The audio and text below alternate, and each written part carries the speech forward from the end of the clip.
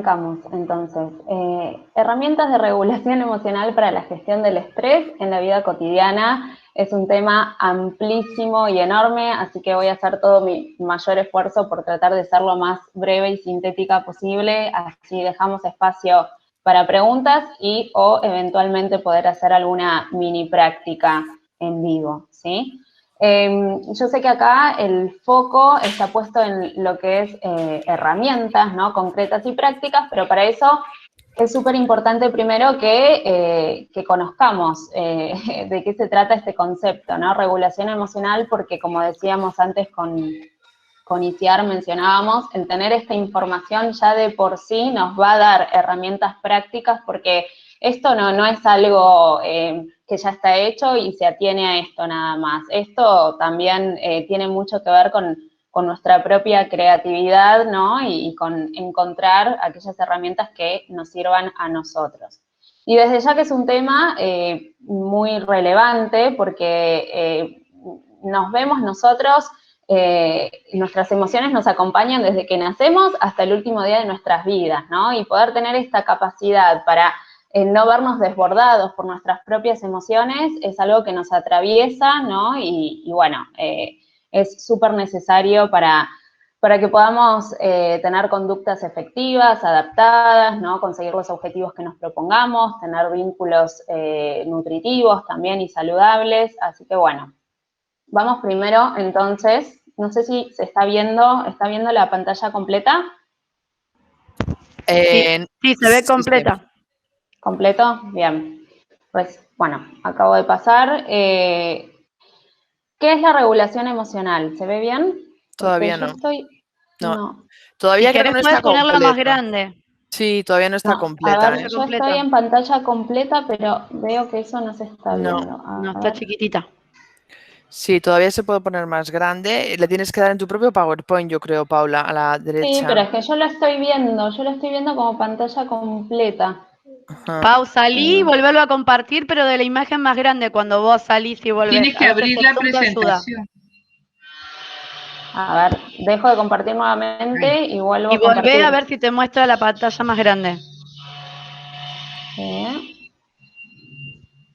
Bueno, voy a poner esto, a ver toda mi pantalla.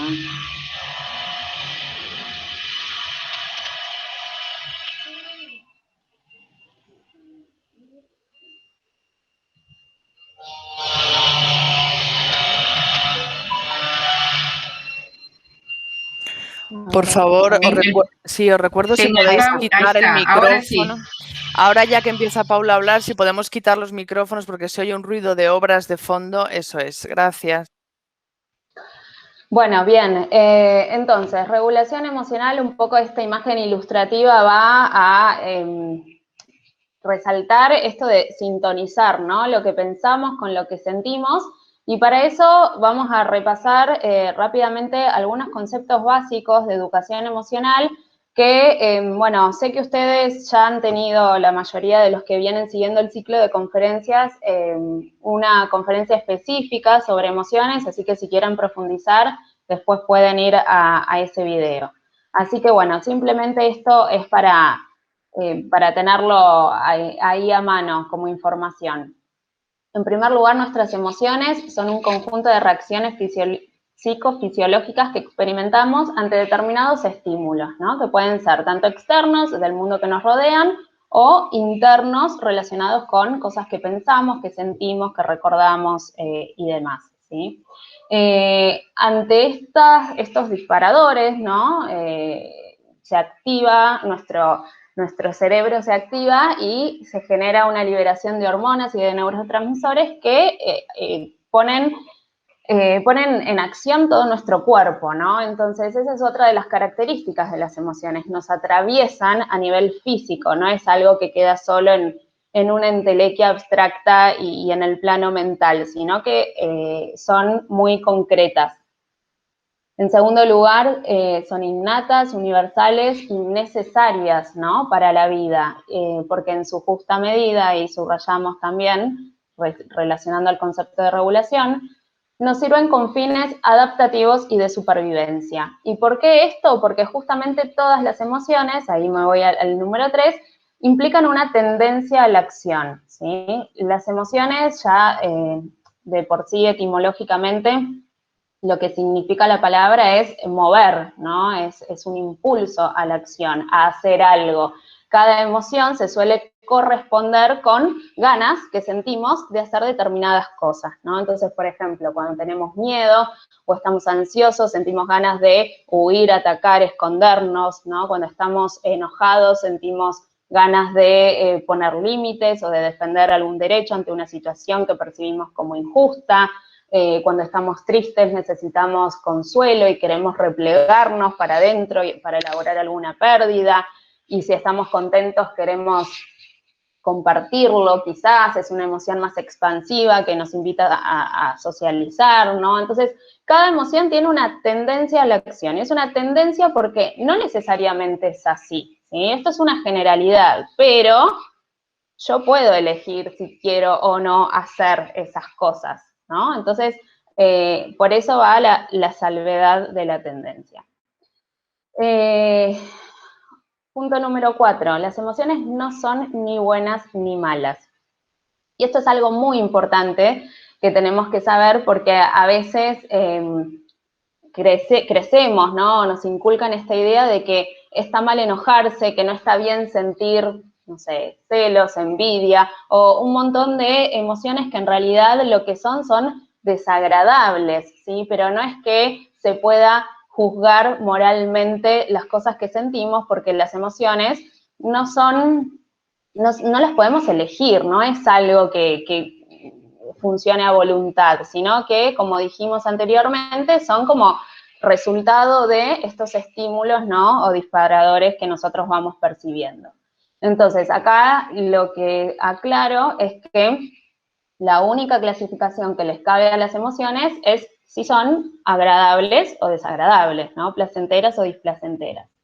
Ahora bien, cuando nosotros sentimos una emoción que no nos gusta, también lo que suele pasar es que queremos deshacernos pronto de esa emoción, queremos como sacárnosla de encima rápido, y nos cuesta transitarla, nos cuesta poder tolerar el malestar que eso implica y nos cuesta darle ese espacio, ¿no? Nos cuesta aceptar esa emoción, lo cual puede llegar a ser un problema porque después, como vamos a ver más adelante, o sea, es necesario que nos demos espacio para justamente después poder trascenderlas, poder aprender de nuestras experiencias, ¿no? Y poder evolucionar.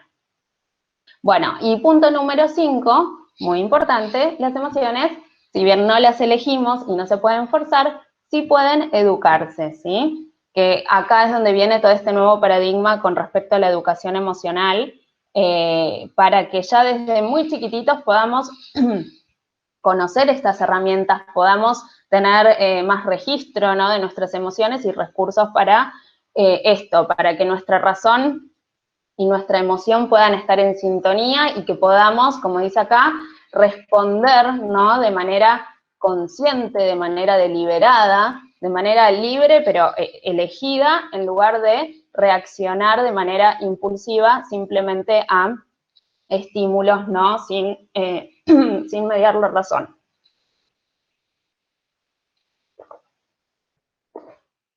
Bueno, esto acá un poco en resumen, ¿no? ¿Qué es lo que no sería regulación emocional y qué es lo que sí sería? Porque también sobre esto puede ser que caigan como muchos preconceptos, ¿no? O ideas que quizás no son tan certeras.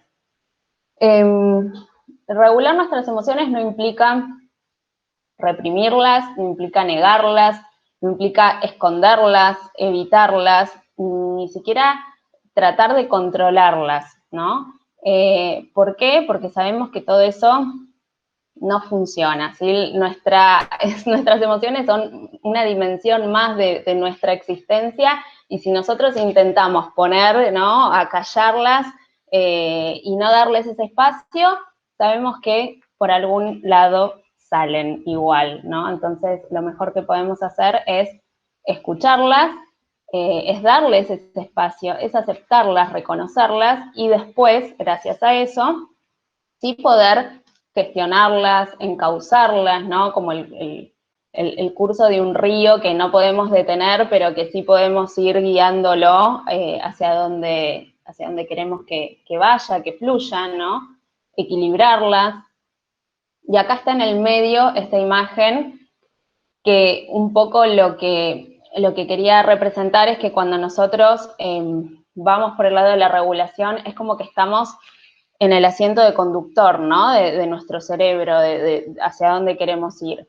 Las emociones no nos dominan, sino que nosotros somos los que estamos más en control.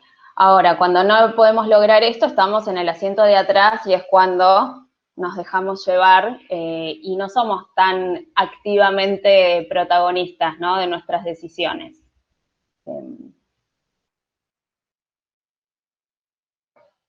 Bueno, regulación, como dije antes, entonces, no es no sentirlas, sino dominarlas, administrarlas. La regulación no altera la emoción. ¿Qué quiere decir esto? Que yo no voy a cambiar una cosa por otra.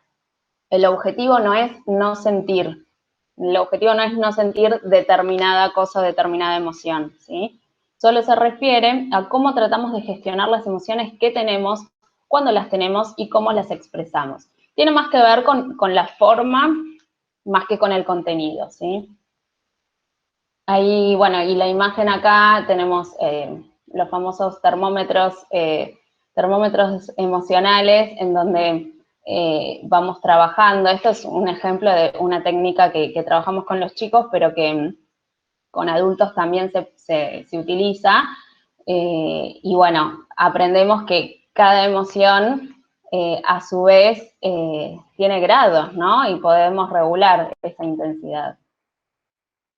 Acá está el famoso desafío de Aristóteles, que es lo que él decía, es que cualquiera puede enfadarse, eso es algo muy sencillo, pero enfadarse con la persona adecuada, en el grado exacto, en el momento oportuno, con el propósito justo y de modo correcto, eso ciertamente no es nada sencillo, ¿no? Y esto es el arte, ¿no? De la virtud, ¿no? El justo medio entre los extremos es lo más difícil, entonces por eso es importante trabajar en esto porque definitivamente la regulación emocional no es algo fácil y lo trabajamos a lo largo de toda la vida, como dije antes. Acá dice, las emociones han permitido nuestra supervivencia como especie y siguen favoreciendo la adaptación humana. Pero para que el funcionamiento sea adaptativo, es preciso que nuestras manifestaciones emocionales sean flexibles, acordes a la situación, y que el nivel de activación emocional sea suficiente para motivar a la acción, pero a la vez manejable y tolerable. Por ello, una de las grandes tareas evolutivas es el desarrollo del autocontrol o de la regulación emocional. ¿Sí? Bien, entonces, con todo esto ya queda en evidencia por qué es tan importante poder regular nuestras emociones. Pero bueno, acá lo resumo en estos puntos, ¿no? En primer lugar, con respecto a la razón.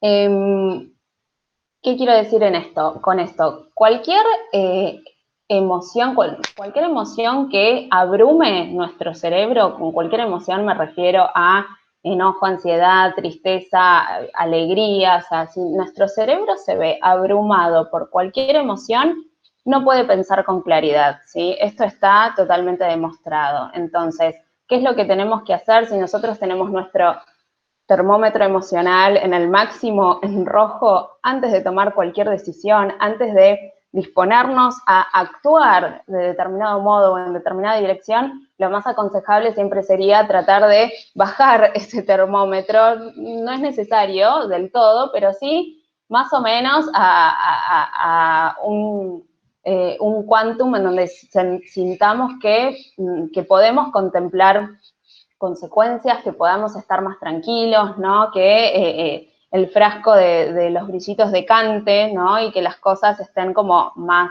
claras. En segundo lugar, con respecto a la salud mental, si nosotros nos ponemos a pensar, la mayoría de los trastornos psicopatológicos que vemos y con los que trabajamos implican en el fondo grandes problemas de regulación de las emociones, ¿no? Si nosotros hablamos de una depresión, en donde hay una tristeza, ¿no?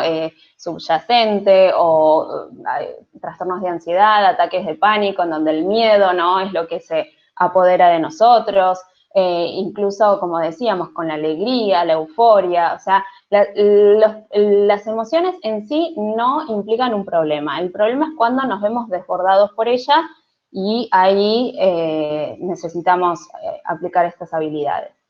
Con respecto a nuestro cuerpo, dijimos que nos vemos atravesados totalmente por las emociones, con lo cual, dependiendo de cómo nosotros podamos gestionarlas en nuestra vida, vamos a favorecer nuestra salud, ¿no? A potenciar nuestra salud, o bien generarnos problemas quizás, y poder tener síntomas o llegar a enfermar. Y por último, bueno, nuestra autoestima y nuestros vínculos, ¿no? Nuestras relaciones sociales también se ven totalmente teñidas por nuestras habilidades emocionales, porque esta es la base incluso para desarrollar otras habilidades sociales más complejas, como por ejemplo la resolución de conflictos, ¿no? Y mi desempeño social y todas estas cosas que yo fui mencionando, por supuesto que también forman parte de la construcción de nuestro autoconcepto y de qué tan a gusto nos sentimos con nosotros mismos. Entonces, la realidad es que es algo que sería deseable que podamos trabajarlo desde la infancia. Ahora, la buena noticia es esto, ¿no? Que estamos hablando de una habilidad, y esto quiere decir que nadie nace sabiendo cómo regular sus emociones, ¿no? Esto es algo que, como dice acá, se puede aprender y mejorar con la práctica. Ahora, ¿qué necesitamos para poder lograrlo? En primer lugar, necesitamos un desarrollo neurológico maduro, ¿sí? Un cerebro sano, necesitamos la base neurobiológica que acompañe este desarrollo, sumado junto con un ambiente óptimo que lo favorezca, ¿no? Que lo propicie, un ambiente que modele a favor también en esto, ¿no? Que enseñe formas, que contenga y que filtre quizás en los más pequeñitos estos estímulos, y en esto todo lo que tenga que ver con vínculos de apego seguro son como la clave también para favorecer estas habilidades. Todo esto no significa que, digamos, que no se puedan aprender, o sea, esto o más adelante en la vida, no quiere decir que si desde niños tenemos problemas con esto, más adelante no se pueda, pero bueno, siempre somos más plásticos de pequeños. Bien, ahora, ¿cómo hacemos para aprender esto? La regulación es una habilidad que se construye sobre la base previa del registro emocional. Y acá hay tres ítems que yo voy a ir al revés, del 3 hacia el número 1, ¿sí? El número 3 dice regulación conductual. La regulación conductual es, cuando yo trabajo con los papás, en general decimos esto de que cuando los papás, ¿qué es lo que quieren? Que sus hijos se porten bien, que tengan una buena conducta, ¿no? Una buena conducta, tanto en un niño como en un adulto, implicaría que tenga una conducta adecuada, ¿no? Para ese contexto, para ese momento, para ese lugar, para que responda a lo que se espera de lo que es una conducta socialmente aceptada, ¿no? Ahora bien, para yo poder regular mi conducta, es necesario que antes yo pueda regular mis emociones, porque cuando yo estoy tranquilo, estoy bien, perfectamente puedo regular mi conducta. Y esto queda muy en evidencia con los chicos también. Cuando los chicos se portan mal o hacen algo que no cabe dentro de la buena conducta, en general es porque se ven desbordados por alguna emoción que no están sabiendo manejar, ¿no? Entonces, por eso, en el punto número 2, necesitamos regularnos emocionalmente. ¿Y qué es lo que necesitamos para poder regular nuestras emociones? Ahí vamos al paso anterior, registrarlas, darnos cuenta de lo que sentimos en el momento que lo sentimos, ¿no? Darnos cuenta de cuáles son nuestros disparadores, y de eso se trata el registro emocional. El registro emocional es una habilidad previa, ¿no? Más básica a la regulación. Y esto implica darnos cuenta, como decía antes, de cuáles son nuestros disparadores, qué cosas son las que nos gustan, las que nos molestan, las que sentimos que no podemos manejar, ¿no? Nuestros disparadores internos o externos, darnos cuenta de cómo sentimos las emociones en nuestro cuerpo, ¿no? Qué parte de nuestro cuerpo se ve afectado y que nos anuncia, ¿no? Lo que vamos sintiendo. Entonces, si yo estoy, no sé, si estoy enojado, si cierro los puños, ¿no? Y tenso las mandíbulas, o si estoy nervioso y me duele la panza, o si estoy angustiado y se me bloquea la garganta, o, bueno, empezar a registrar, digamos, esas pistas que nuestro cuerpo nos da. Y esto implica también poder tener como un amplio repertorio, ¿no? En cuanto a matices emocionales, y también en cuanto a vocabulario emocional, ¿no? Y esto un poco se contrapone a lo que algunos autores llaman analfabetismo emocional, y se refieren por ahí principalmente a esas personas que cuando uno les pregunta, ¿no? ¿Cómo están? ¿Cómo se sienten? Contestan con el típico, no, bien, bien, mal, ¿no? Como sin profundizar, sin esa variedad de posibilidades, que bueno, lo que deja en evidencia es la falta de conexión quizás con lo que sentimos y lo que nos pasa. Entonces, esto lo aclaro porque el registro emocional es un concepto muy sencillo realmente, pero no es tan fácil quizás de practicarlo y de estar realmente conectados con lo que nos pasa. Y bueno, y recién después de poder registrarlas, entonces, como dijimos antes, podemos cuantificarlas, registrar esa gradación y, en consecuencia, activar estrategias o mecanismos para regularlas. ¿Sí? Hay también más ilustraciones de técnicas que usamos en psicoterapia. Bien, esto por un lado. Entonces, tenemos acá lo que sería la regulación emocional, que por supuesto aplica para cualquier emoción, como ya dijimos, sea estrés o la que sea, ¿sí? Hoy decidimos como focalizarnos específicamente en el estrés. Sé que de estrés también ya han hablado y que ya han tenido conferencias previas, así que solamente voy a repasar esto y decir que, bueno, el estrés también implica una respuesta psicofisiológica, ¿no? En donde activamos nuestros mecanismos de defensa ante una situación que consideramos amenazante o demandante, ¿no? Muy demandante. Entonces podemos como conceptualizar el estrés como esta balanza, ¿no? En donde de un lado tenemos las cargas, las demandas, que en general sentimos que vienen de nuestro mundo externo, versus nuestras resistencias o nuestros recursos, nuestras herramientas, ¿no? Que serían justamente toda la disposición interna con la que contamos.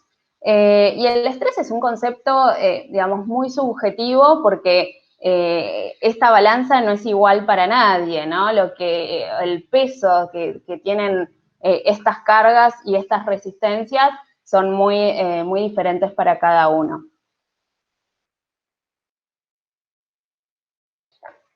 Bueno, y este gráfico con respecto a las fases del estrés, lo que viene a ilustrar es que el estrés en general no es que el estrés como problema, ¿no? Crónico hablo, no es que viene de golpe y no nos damos cuenta, sino que suele atravesar estas tres fases en donde la primera instancia sería la fase de alarma, ¿no? En donde sobreviene esta carga extra, esta demanda, entonces ahí, de vuelta, como dijimos antes, se activan todos nuestros sentidos, nuestro sistema nervioso y tenemos la conducta, ¿no? Esta tendencia a la acción que nos lleva a pasar a la segunda, que sería la resistencia, el hacer frente a esta demanda, el responder. Tenemos un exceso de trabajo, bueno, nos quedamos un poco más de horas en el trabajo, pedimos ayuda en el mejor de los casos, ¿sí? Entonces ahí aplicamos la resistencia. Ahora, si esto se sostiene en el tiempo y este estrés se vuelve crónico, ahí vienen los problemas, porque llegamos a la tercera fase, que sería la de agotamiento.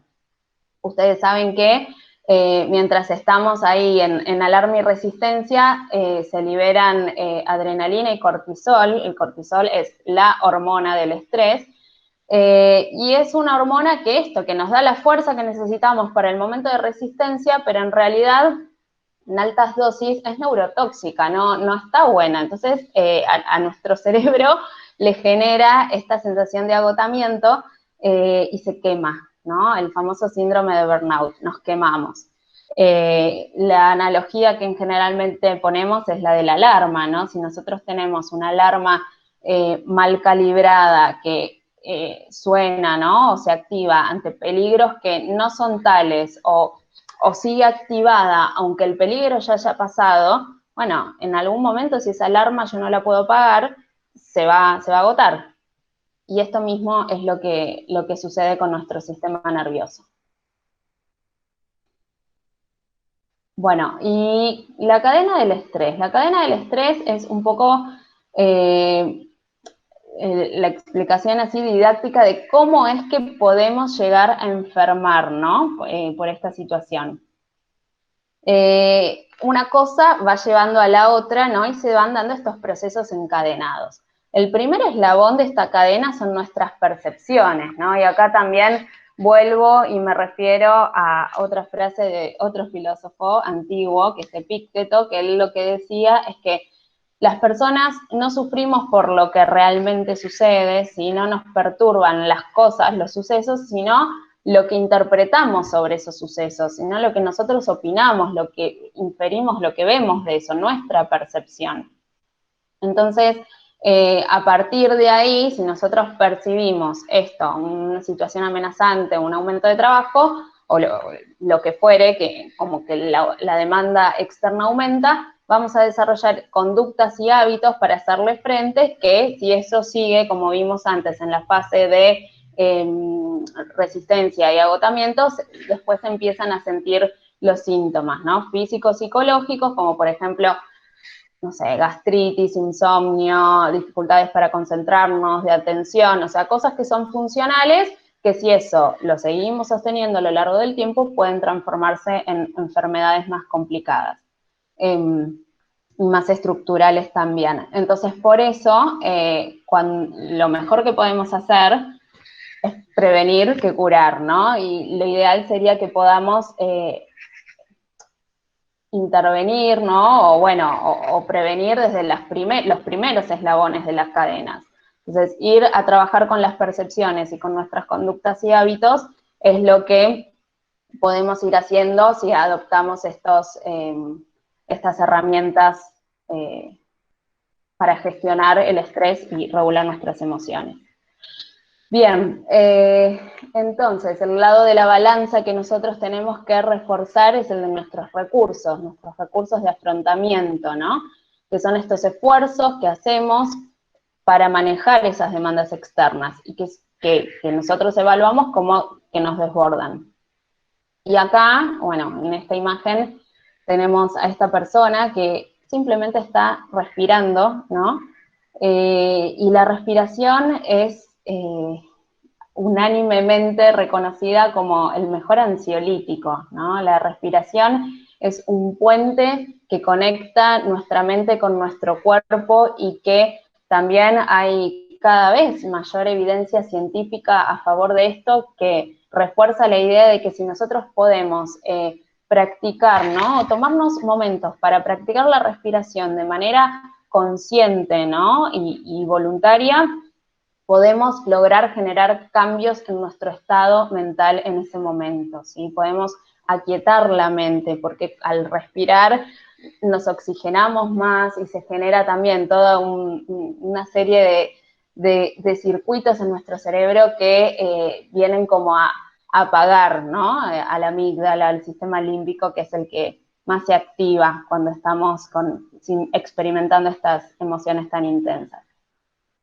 Y bueno, y el tema de mindfulness, la práctica de mindfulness también, no sé si habrán escuchado hablar de esto. La práctica de mindfulness está muy recomendada para todo lo que es el afrontamiento del estrés, y no solamente del estrés, sino de un montón de otras cosas, como por ejemplo el dolor crónico, ¿no? Padecientales, y no solamente eso, sino que también está recomendado para mejorar la calidad de vida en general, ¿no? ¿Y de qué se trata esto? El concepto de vuelta es muy simple, simplemente traer conciencia a nuestra experiencia del momento presente. Eso sería, traer conciencia, parar la vorágine del día, parar la rutina, parar lo que estamos haciendo para tomarnos un momento de conciencia del aquí y ahora, ¿sí? Cuando lo trabajamos con los chicos, con los niños, la definición más fácil es esta, es darnos cuenta de lo que está pasando justo ahora, ¿no? Eso es como en palabras fáciles, en palabras simples. Y la definición que da Kabat-Zinn es esta, es prestar atención, pero de un modo particular, de forma intencional, al momento presente y sin juzgar, ¿sí? Es decir, estoy simplemente percibiendo, simplemente sintiendo, simplemente dejando que mi atención registre lo que sucede, sin pensar si lo que está pasando me gusta, no me gusta, si hace frío, si hace calor, si nada, simplemente conectada a esa experiencia, ¿no? Que se nos abre a nosotros a través de la puerta de nuestros sentidos. Bueno, y tradicionalmente, bueno, o en general, cuando hablamos de mindfulness, se asocia esto también a la práctica de la meditación, ¿sí? Y esto no está mal, porque en realidad la meditación es una forma de práctica de mindfulness. Pero tiene algunas diferencias, ¿no? Cuando nosotros practicamos mindfulness, en realidad no pretendemos lograr nada, no pretendemos ni poner la mente en blanco, ni relajarnos incluso, no pretendemos lograr ningún resultado, sino que la idea es la práctica en sí misma, ¿no? Practicar que, bueno, que si nos distraemos, ¿no? Y nuestra mente se escapa hacia el futuro o a preocupaciones, ¿no? Del futuro, del pasado, simplemente nos damos cuenta y volvemos al foco de atención, a lo que sea que hayamos elegido, ¿sí? Entonces, uno lo practica de este modo, pero esto no quiere decir que de todas maneras no tenga beneficios. En realidad, lo que se sabe es que la práctica sostenida, ¿no? Durante un tiempo regular de al menos 8 semanas, de mindfulness trae muchos beneficios, principalmente a la capacidad atencional y de concentración, porque digamos que justamente eso es lo que más se pone en juego. Mejora el descanso, ¿sí? Trae también, bueno, más relajación, por supuesto, más quietud mental, mejora la impulsividad, pero sobre todo mejora con respecto a esto que venimos hablando, al registro de nuestras emociones, de nuestros pensamientos y a la regulación de los mismos, ¿sí? De las emociones. Entonces, nada, está bueno darle una chance, intentarlo. Quizás para algunos es un poco difícil esto de arrancar, pero bueno, se puede. Acá, bueno, acá puse esto para ilustrar un poco la propuesta, ¿no? Del mindfulness, que lo que decimos es que nosotros estamos muchas veces muy acostumbrados a vivir en piloto automático, ¿no? A hacer cosas de manera tan natural y tan repetitiva que ya ni nos detenemos a pensar en eso. Y a veces se nos pasan cosas por justamente tener la mente en otro lado. Bueno, no sé si a ustedes les habrá pasado, pero hay gente que a veces me dice, no, estaba manejando y como estaba pensando en otra cosa, en la lista de compras del súper, se me pasó la bajada en la que tenía que ir, o seguí por otro camino, o se me estaba bañando y no me di cuenta si me lavé la cabeza o no. Cosas que tienen que ver con el no estar presente, ¿no? En este momento. Y bueno, y ahí es donde nosotros decimos, bueno, tenemos que traer esta conciencia plena.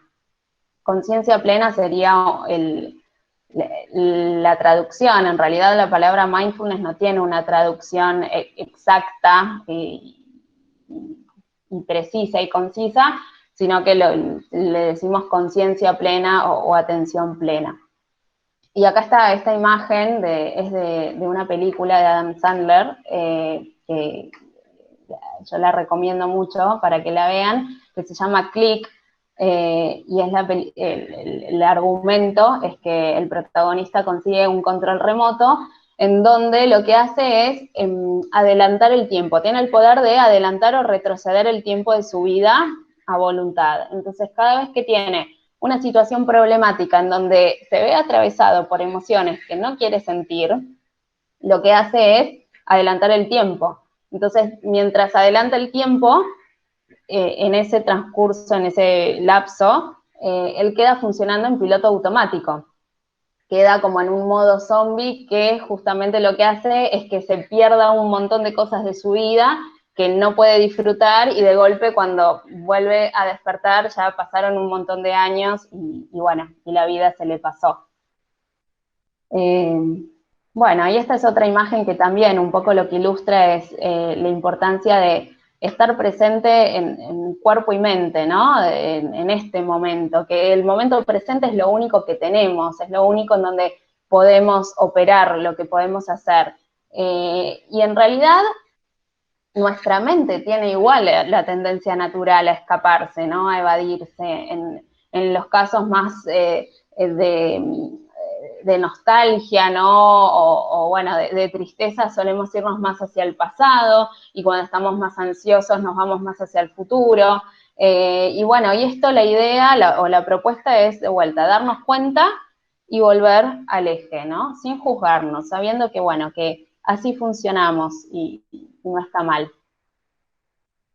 Bueno, este es otro ejemplo, ¿no? De tener la cabeza llena de cosas y de preocupaciones mientras en contraposición tenemos al perrito que está mindful. Uno tiene la mente llena, ¿no? Mindful, y el otro está simplemente plenamente consciente. Bueno, y finalmente acá lo que les traigo son como distintas formas en las que esto se puede practicar, ¿no? La primera imagen está esta mujer meditando. Esto sería una práctica formal de mindfulness, y formal porque se le está asignando un espacio de tiempo, ¿no? Y un lugar en donde específicamente ya sabemos que vamos a hacer esto, ¿no? Entonces, digo, bueno, me voy a tomar un momento, dispongo el ambiente para poder hacerlo y tendrá su regularidad de práctica. Pero también existen otras formas de prácticas informales que tienen que ver con cualquier actividad que nosotros hagamos y que estemos disfrutando y atendiendo absolutamente con todos nuestros sentidos. Entonces, esto va desde escuchar música, pintar mandalas, prestando atención a los detalles, al fluir de los colores, a la combinación, ¿no? Jugar con nuestros hijos, estando plenamente presentes, ¿no? Dejando de lado el móvil, el celular, otras preocupaciones, ¿no? Estar presentes en este momento. Bueno, y por último, entonces, para ya ir cerrando, lo que les traigo es este listadito, ¿no? A modo de resumen, un poco de cosas que fuimos diciendo y cosas que ya sabemos también, pero que tienen que ver con herramientas que si nosotros las podemos incorporar, van a favorecer esta conciencia, ¿no? Del momento presente, conciencia de nuestras emociones, de nuestro cuerpo y, en consecuencia, va a favorecer la regulación de nuestras emociones, ¿sí? Bueno, en primer lugar, hábitos saludables, lo más que podamos, ¿no? Relacionados con el descanso, con la alimentación, relacionados con el tiempo y uso de la tecnología y de la información, sobre todo ahora, ¿no? Que estamos pasando estos momentos en relación con la pandemia y con la información que suelen ser muy estresantes. La actividad física libera endorfinas de cualquier tipo, siempre eso es súper recomendado y en todas sus formas, ¿no? Yoga, estiramientos, tomarnos un momento en el día, sobre todo si trabajamos mucho tiempo, trabajos de oficina, mucho tiempo sentados, poder tomarnos un minutito cada tanto para sentir cómo está nuestro cuerpo, si estamos tensos, hacer algunos estiramientos de hombro, cuellos, ¿sí?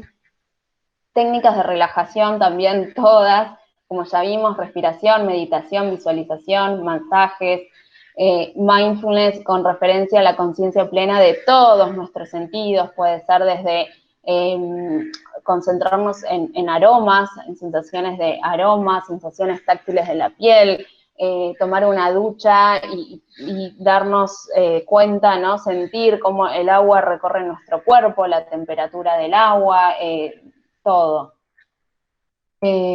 Bueno, reducir ingesta de cafeína y cualquier otro tipo de sustancia psicoactiva. Practicar la gratitud, importantísimo, ¿sí? Esto es algo que es muy simple de hacer y que cuando uno se detiene, ¿no? A evaluar, a pensar, a ver qué cosas tiene para agradecer, entonces uno ahí toma conciencia, ¿no? Y lo valora también. Hay otra frase que también me gusta mucho que dice, no es la felicidad la que trae gratitud, sino la gratitud la que nos hace felices, ¿no? Y bueno, cualquier tipo de contacto con la naturaleza, práctica de grounding, tiempo de calidad, por supuesto, con familia, amigos, mascotas, manifestaciones de afecto, contacto físico, la risa, el humor, conectar con buenos recuerdos, ¿no? Todas estas cosas son necesarias para recargar también nuestra barrita de tolerancia al malestar y para poder transitar quizás las emociones que más nos cuestan y bueno, y poder regular cualquiera de ellas. Bueno, nada, esto para ir cerrando, les agradezco a todos la atención, ahí están las vías de contacto conmigo y si les parece, abrimos entonces ahora el espacio para preguntas y muchísimas gracias, Paula, por esto tan interesante. Pueden hacer sus preguntas en el chat por escrito y también, ya tenemos una mano levantada. ¿Qué tal, Luis? También lo pueden hacer así cara a cara, como acaba de hacer Luis, levantando la manita que está justo en el menú de abajo. Pues ya está. Adelante, Luis, por favor. Hola y muchas gracias con todos. Felicidades por la exposición. Me pareció bastante interesante todo este tema que nos han compartido. Y yo aprovecho ahorita de levantar la mano porque me da un espacio entre mi clase de máster y escuchar esta interesante participación para justamente comentar, ¿no? Que una de las cosas que a veces me ha pasado cuando acompaño también a personas en temas que a veces da su apertura emocional, es que cuando uno profundiza un poco más, encuentra una emoción y detrás de esa emoción otra emoción y lo interesante que es cuando la persona lo reflexiona y se puede dar cuenta de toda esta cosa que está pasando y dice, es que yo ya sé que tengo que de repente no responder o de repente tratar de evitar o calmarme o respirar, pero en el momento del momento no puedo, ¿no? En el momento del momento no quiero evitar la situación, no quiero evitar confrontar tal cosa, ¿no? Y, y yo me quedaba pensando y decía, ¿qué estrategia podría plantearse ese tipo de personas? Y claro, ya no parece ser, digamos, de repente una intervención solamente de una respiración de minutos, sino de repente algo más prolongado como el mindfulness o actividades más a largo plazo, ¿no? No sé qué opinión nos podrían dar al respecto. Mira, yo en el caso ese que comentás, lo que parecería, o bueno, lo que yo también muchas veces encuentro cuando veo estas dificultades de regulación, es que a veces las personas están tan enfocadas justamente en regular la emoción, ¿no? En aplicar estrategias o algo que los calme, que les ayude a quitarse ese malestar de encima, que obvian o saltean el paso previo, que es esto de la aceptación, de dar lugar a esas emociones, ¿no? Por lo menos en mi experiencia eso es lo que yo encuentro, como que El tema está en que se quieren deshacer de ellas rápido, ¿no? Una vez recibí una paciente que tenía ataques de pánico, unos ataques de pánico muy fuertes, muy feos. Tuvimos todo el primer encuentro y antes de irse me dice, bueno, pero para irme te hago esta pregunta. ¿Cómo hago para quitarme de la cabeza estos pensamientos? ¿Cómo hago para quitarme de la cabeza estos pensamientos que me persiguen, ¿no? Tipo la nubecita negra que llueve.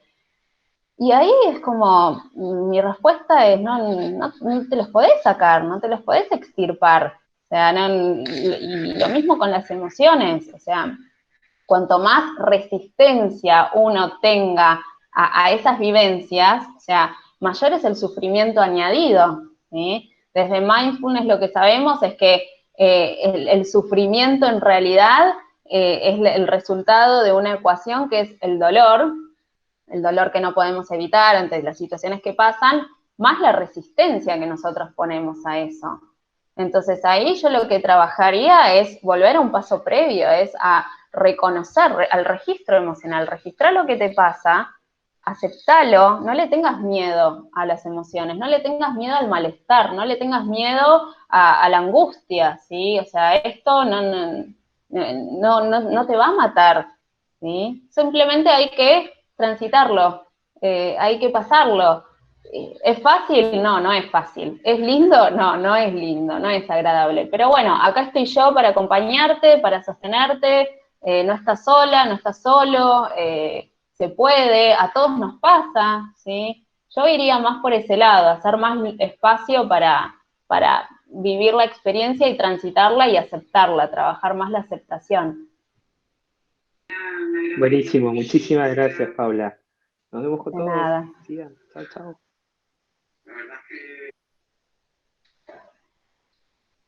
Bueno, no sé si alguien más tiene alguna pregunta. Recordamos que pueden escribir sus preguntas en el chat o si prefieren levantar la mano y hacerlas en voz alta. Cualquier comentario también lo pueden escribir en el chat, todo es bienvenido.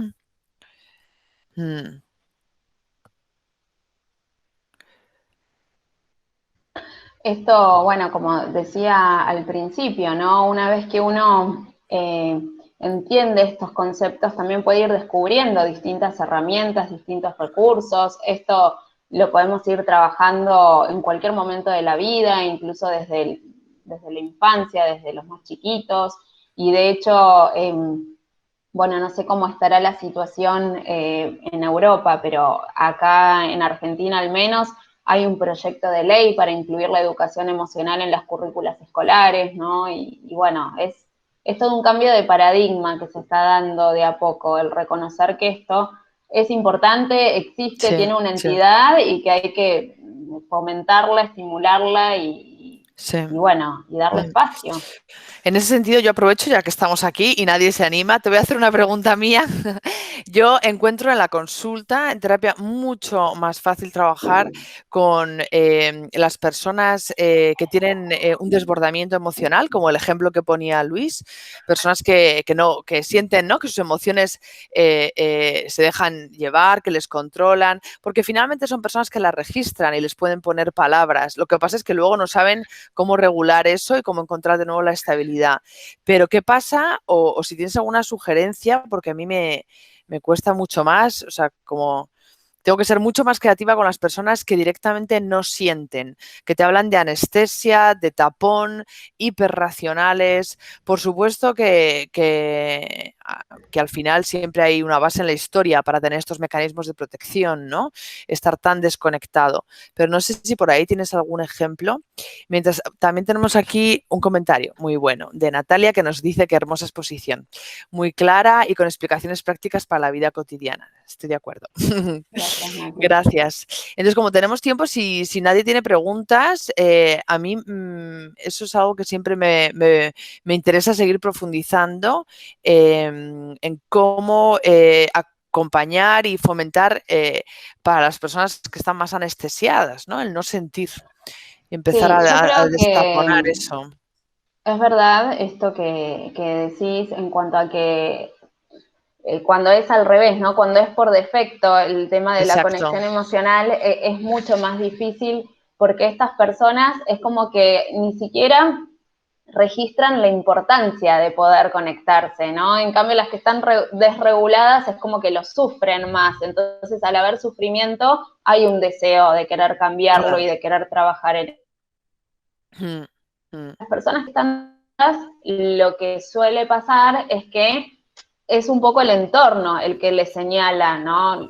Che, date cuenta de esto, che, me estás lastimando, che, no, che, digo yo, che, muy argentino, ¿no? Lo mío, pero quizás son personas que pueden ser muy poco empáticas, ¿no? Porque justamente el registro emocional propio es lo que habilita también a registrar las emociones de un otro, a registrar las emociones ajenas.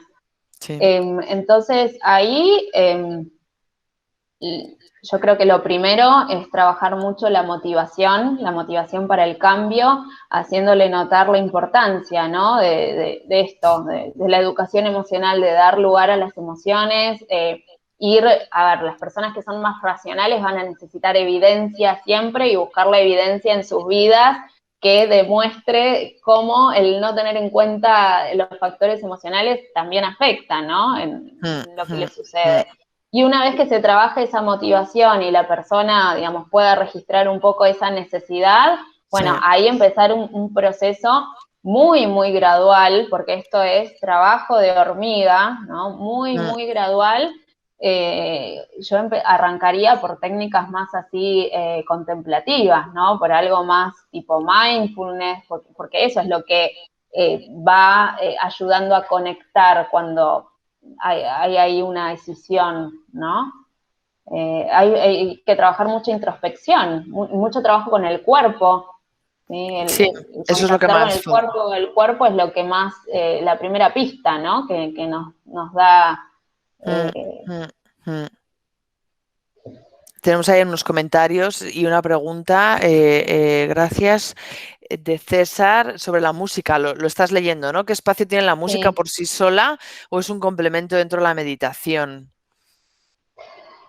La música para mí es un capítulo aparte. En primer lugar, porque la música ya per se moviliza emociones, ¿no? Siempre. Sí. Entonces, quizás esto que vos decís, para personas que les cuesta conectar, la música puede ser un puente, ¿no? Un nexo. Nos evocan muchas memorias, ¿no? Muchos momentos de nuestras vidas, ¿no? El recordar músicas, sí, melodías relacionadas con algo que nos pasó. Entonces, eso está bueno para conectar respondiendo a la pregunta anterior. Ahora, complemento dentro de la meditación, no sé si entiendo mucho esto de complemento, pero lo que sí puedo decirte es que se puede hacer perfectamente prácticas meditativas y de mindfulness con la música, con distintos tipos de música. Es conectarnos con eso, es... tratar de registrar, no sé, sonidos, instrumentos que estén sonando en esa composición, ¿no? Recuerden que la práctica de mindfulness es simplemente focalizar nuestra atención, prestar atención a algo. Y si nosotros elegimos hacerlo a los sonidos del ambiente o a la música o a distintos tipos de música y observar qué sentimos, qué nos generan, bueno, eso también sería una práctica de mindfulness, de conciencia plena. Bueno, gracias por el comentario ahí, Giselle, también. Giselle nos dice, excelente charla, enriquecedora, muy real, muchas herramientas, gracias. Estefanía también muy amena la exposición, muy buenos ejemplos y que se queda con varias herramientas.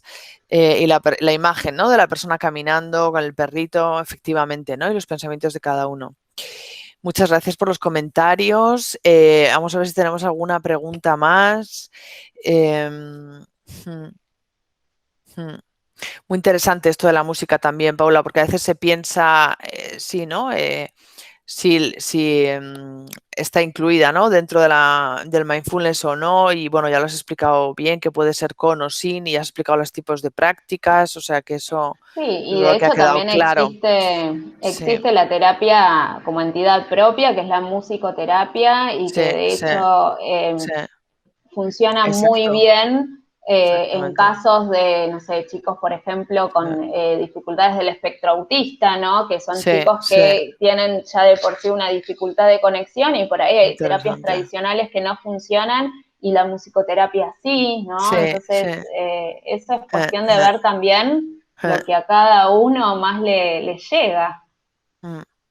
En ese sentido, yo he encontrado mucha gente, ¿no? Durante la pandemia utilizando apps, distintas apps. Ahora te quería preguntar sobre eso, pero tenemos aquí un comentario de Bárbara. Muchas gracias por la exposición. Me veo muy tan identificada con lo que has descrito de la aceptación al estrés, lo que hablabas, ¿no?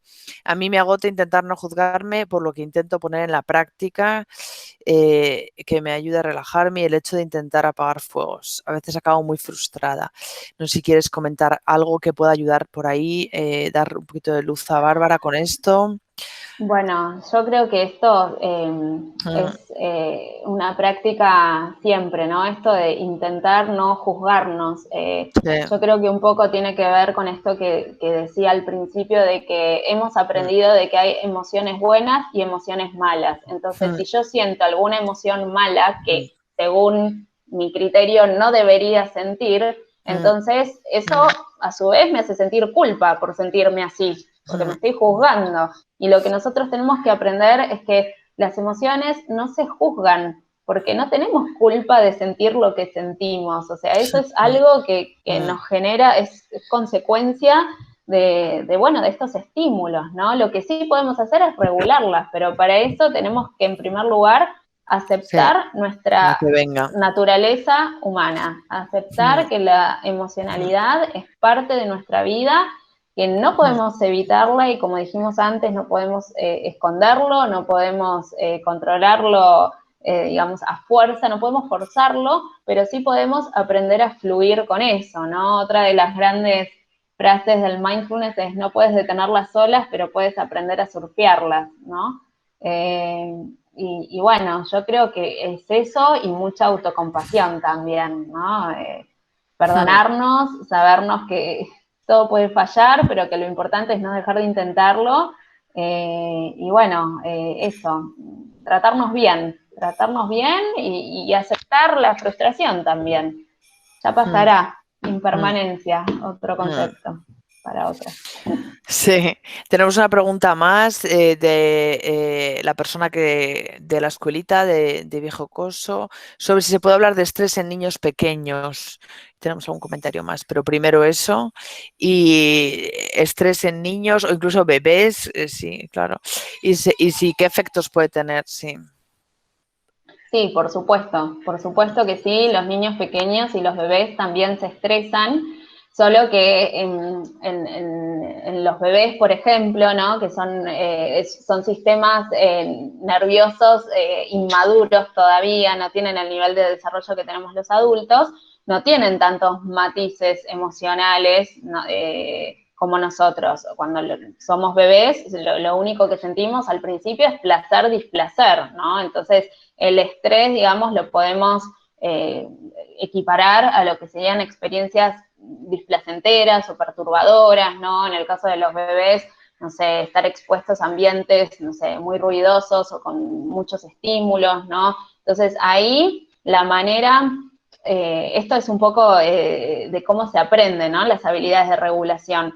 La primera forma o la primera fuente de aprendizaje que tenemos para regular las emociones es de un otro, de un cuidador, ¿sí? Llámese madre, padre o quien sea, que nos haga un poco de filtro, ¿no? Filtro de toda esa barrera de estímulos, ¿no? Y que cuando el bebé está asustado, por ejemplo, si está llorando porque escucha un ruido muy fuerte, alguien que venga y nos acune, ¿no? Y nos contenga y nos diga, bueno, ya va a pasar, ¿no? Entonces, ese acto es como el primer ejemplo de lo que sería un regulador externo. Entonces, cuando somos chiquitos, son los otros, nuestros cuidadores, los que nos tienen que ir ayudando a que nosotros podamos regularnos, hasta que después, a medida que vamos creciendo y que nuestro sistema nervioso es maduro, vamos internalizando esos recursos y aprendemos nosotros también herramientas para autocalmarnos, ¿no? Y para regularnos. Pero al principio, en la infancia,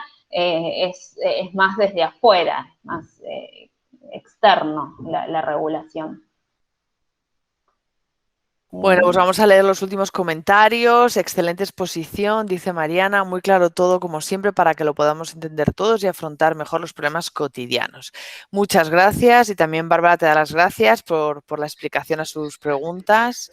Y como ya estamos en la hora, no sé si queda alguna persona que se quede con alguna pregunta antes de cerrar. Y nada, si no, solo recordaros que todo esto queda grabado, queda en la página web de Hispasante, junto con todas las otras charlas que hemos ido teniendo. Tenéis otra conferencia sobre emociones también. Hemos hablado de la ansiedad y la depresión, también está colgada. Y esta misma, si queréis volver atrás, volver a escuchar a Paula, también se puede. Y os anuncio la siguiente conferencia, que va a ser ya para junio, sí. 11 de junio hablaremos de emociones, miedo y enfado. Tenemos a otra psicóloga, Nuria, que va hablando de varias emociones concretamente. En este caso toca el miedo y el enfado. Y luego va a seguir hablando de distintas emociones. Así que el 11 de junio os esperamos para la siguiente conferencia. Si no tenemos ya ninguna más, pues no nos queda ninguna pregunta. Dar las gracias a Paula por este ratito. Gracias a ustedes por la atención y la participación. Fue un gusto. Y bueno, espero que les puedan servir estas herramientas, estos conceptos. Y bueno, y cualquier cosa, ya saben, estoy a disposición y en lo que pueda ayudar, aquí estoy. Excelente. Gracias, Paula. Nos despedimos aquí entonces. Hasta luego. Chao. Hasta luego. Gracias.